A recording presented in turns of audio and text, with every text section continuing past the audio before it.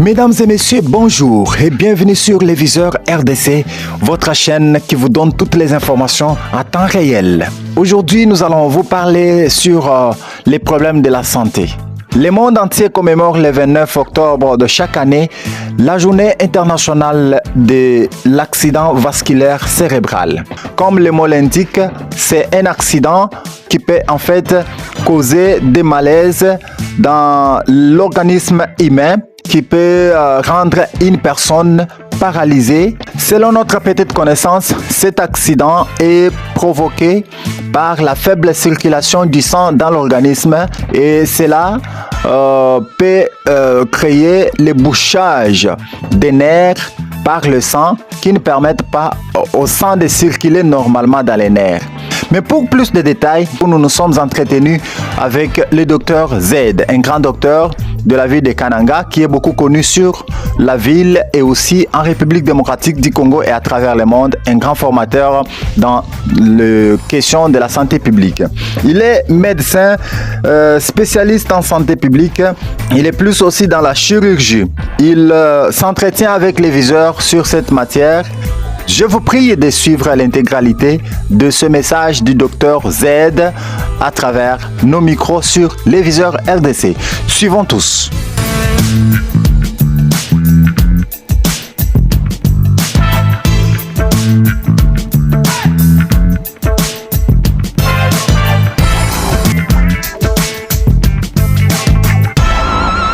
En fait, du point de vue un peu simple, pour faire plus simple, l'accident vasculaire cérébral est une pathologie liée à la circulation de sang au niveau du cerveau.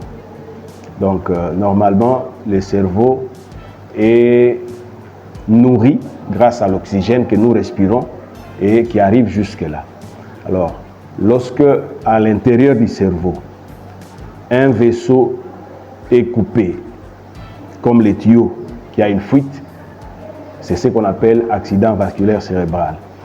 Mais dans le terme simple, il y a deux types d'accidents vasculaires cérébrales. Il y a d'abord les tuyaux se bouchent, le sang n'arrive plus, soit les tuyaux se coupent et le sang est sorti. Là, vous avez ce qu'on appelle un accident vasculaire cérébral. Comme je l'ai dit avant, quand vous avez un tuyau, l'eau passe à l'intérieur calmement, le tuyau ne va pas poser des problèmes de rupture. Mais quand vous avez les tuyaux avec une grande pression de liquide à l'intérieur, c'est-à-dire qu'à ce moment-là, vous avez le risque que les tuyaux se coupent. Alors, nous avons dit qu'il y a deux sortes d'AVC. Il y a un AVC lié à un bouchage de tuyaux, soit à une rupture de tuyaux. Alors, les grandes causes qui peuvent amener à l'accident vasculaire cérébral, il y a l'hypertension. Quand vous avez hypertension, c'est-à-dire la pression est forte à l'intérieur des tuyaux et les tuyaux se rompent. Alors, c'est ce qu'on appelle première cause des AVC que nous appelons hémorragiques. Donc, lorsque les tuyaux ont une forte pression et ils se rupturent, vous aurez l'AVC hémorragique. Mais les AVC hémorragiques viennent surtout du fait de l'élévation de tension. L'élévation des chiffres tensionnels. Si vous avez certaines idées, on va vous dire la tension augmente avec l'âge. Donc les gens qui sont plus âgés sont aussi plus susceptibles à faire les AVC parce qu'ils ont une tension élevée.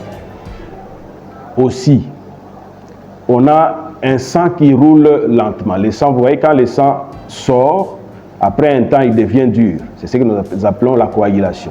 Alors si le sang circule aussi lentement, avec association d'autres facteurs, ce sang-là va s'indurer à l'intérieur. Ça fera un bloc. Et quand ça se bloque à l'intérieur du tuyau, le sang ne passe plus. Là, vous avez ce qu'on appelle l'accident vasculaire cérébral ischémique. Donc, nous avons dit hémorragique et ischémique.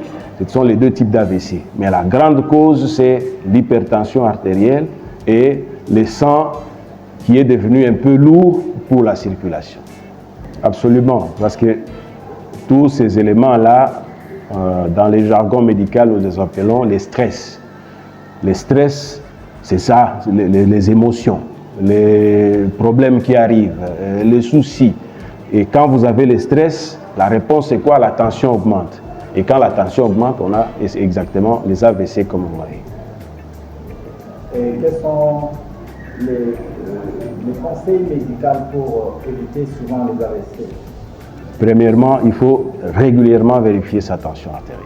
Donc, il faut savoir que lorsque l'âge augmente, vous avez l'obligation de vérifier votre tension artérielle parce que peut-être que vous avez déjà une tension haute, vous ajoutez les facteurs et vous allez aggraver.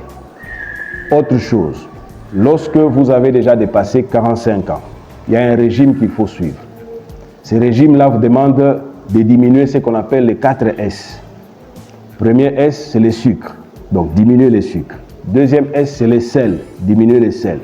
Troisième S, c'est le stress, diminuer le stress. Quatrième S, c'est le sexe, diminuer aussi les rapports sexuels. Parce que pendant les rapports sexuels, la tension augmente. Vous aurez la même chose avec ces éléments-là. Donc, pour la communauté, elle doit savoir que déjà à partir de 40-45 ans, il faut contrôler son sucre, il faut contrôler le sel, il faut contrôler le stress, contrôler aussi le sexe.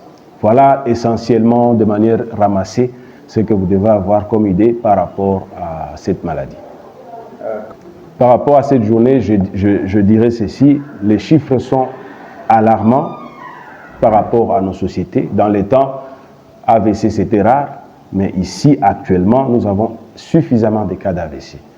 Alors, ce que nous demandons à nos populations, c'est que de temps en temps, même si on n'est pas malade, il faut consulter un médecin. Parce que nous avons en santé publique la médecine préventive, la médecine curative et la médecine promotionnelle. Pour la médecine préventive, vous prévenez les maladies, vous dites non, puisque je crains l'hypertension, il faut qu'on mesure la tension. Mais la médecine promotionnelle, c'est la meilleure des médecines parce que là, vous faites, même si vous n'êtes pas malade, vous prenez les précautions pour ne pas tomber malade. Donc, nous conseillons à la population de consulter régulièrement les structures sanitaires pour connaître l'état de santé des soins. Merci beaucoup.